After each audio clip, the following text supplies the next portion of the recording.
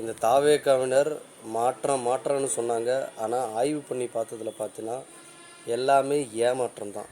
ஏன் சொல்கிறேன்னா, மாற்றத்திற்கான ஜனநாயக அமைப்புங்கிற ஒரு அமைப்பு ஒரு ஆய்வு செய்யுது. அந்த ஆய்வு என்னென்னா 126 சட்டப்பேரவை உறுப்பினர்களை ஆய்வு செய்கிறாங்க. அந்த ஆய்வின் அடிப்படையில் பார்த்தோம்னா 41 எம்எல்ஏக்கள் தாவேக்கா சார்ந்த எம்எல்ஏக்கள் குற்றப்பின்னணியை கொண்டவர்களாக இருக்கிறார்கள். அதிலும் குறிப்பாக பார்த்தோன்னா 19 எம்எல்ஏக்கள் அதிதீவிர குற்றப்பின்னணியை கொண்டவர்களாக தாவேக்காவை சார்ந்தவர்கள் இருக்கிறார்கள். இதுதான் அவங்க சொன்ன மாற்றமா என்கிற கேள்வியை நான் முதல்ல கேட்குறேன். ரெண்டாவது என்னென்னா, எல்லா கட்சியிலையும் இந்த குற்றப்பின்னணியை கொண்டவர்கள் இருக்கிறாங்க. ஆனால் தாவேக்காவை விட எல்லா கட்சியிலும் குறைவு தான். நாம் என்ன கேட்குறோன்னா, மற்ற கட்சியில் மக்களுடைய பிரச்சனைகளுக்காக ஏற்கனவே ஆளுகிற அரசு போட்ட சட்டவிரோதங்களை எதிர்த்து போராடி பல போராளிகள் சிறைக்கு சென்றிருக்கிறார்கள்.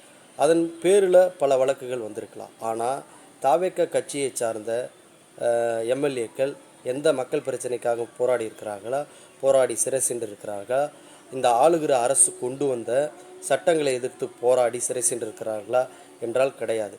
இவர்கள் ஏற்கனவே பல குற்றங்களை செய்து அந்த குற்றத்தின் அடிப்படையில் விஜய் என்கிற ஒரு பிம்பத்தை வைத்து இந்த குற்ற பின்னணியை கொண்டவர்கள் எல்லாமே மக்களை ஒரு போலி பிம்பத்தை உருவாக்கி அதன் மூலமாக இவர்கள் வெற்றி பெற்றிருக்கிறார்கள். எனவே இந்த மக்களுக்கு இவர்கள் மாற்றம் என்று சொல்லி, தமிழ்நாட்டிற்கு நாங்கள் மாற்றம் என்று சொல்லி இவர்கள் மிகப்பெரிய ஒரு ஏமாற்றமாகத்தான் இருந்திருக்கிறார்கள் என்பதை உங்களுக்கு தெளிவுபடுத்த விரும்புகிறேன்.